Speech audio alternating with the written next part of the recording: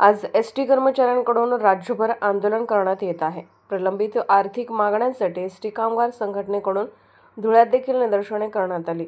आपल्या प्रलंबित आर्थिक व इतर मागण्यांसाठी महाराष्ट्र एसटी कामगार संघटना चांगलीच आक्रमक झाली असून धुळ्यातील विभागीय कार्यालयाच्या गेटवर जोरदार आंदोलन यावेळी करण्यात आलं। एसटी कामगारांची उरलेली थकबाकी त्वरित देण्यात यावी, महागाई भत्ता, वार्षिक वेतनवाढीच्या टक्क्यावरून एसटी कर्मचारी चांगलेच आक्रमक झाले आहेत।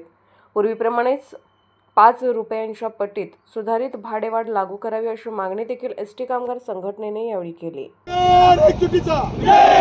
कोण म्हणतो देणार नाही, हम सब एक है। महाराष्ट्र एसटी कामगार संघटनेचा हम सब एक है, इन्कलाब जिंदाबाद। जोर जुल्म की टक्कर में संघर्ष ऐसा कसा देत नाही, कामगार एकजुटीचा द्या घोषणा बी चालू राहत्या।